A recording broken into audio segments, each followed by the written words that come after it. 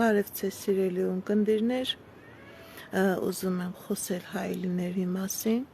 ընդհանրապես ինձ հարցնում են արժե հայելիներ վերցնել կամ հայելի ինչ-որ մեկին ծանոթին նվեր տալ, ընդհանրապես սիրելիներս, եթե ձեզ անհրաժեշտ է հայելի, ապա դուք ինքներդ գնեք ձեզ համար, իսկ եթե ուզում եք նվիրել ձեր հարազատին ինչ-որ առիթով հայելի, տվեք գումարը, թողին իր ինտերիերին համապատասխան այդ հայելին գնի։ Ընդհանրապես ոչ մեկից մի վերցրեք նվեր հայելի, ոչ էլ որևէ մեկին տվեք,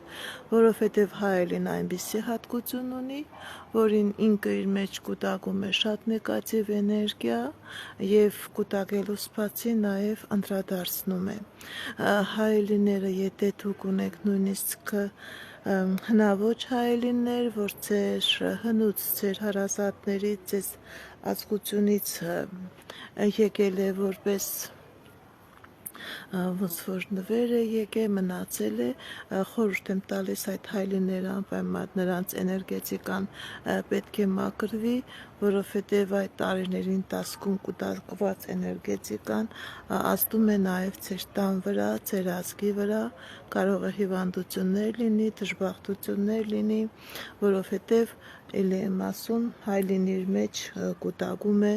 շատ էներգետիկա, թե նեգատիվ, թե դրական։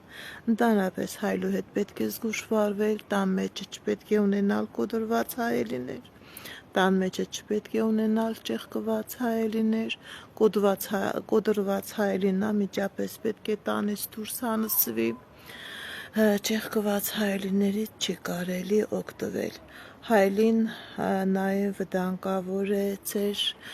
ննջասենյակում, ամուսնական արագաստը, մահճակալը չպետք է երևա հայելու մեջ, դա կտանի բաժանության։ Ընդհանրապես ուզում եմ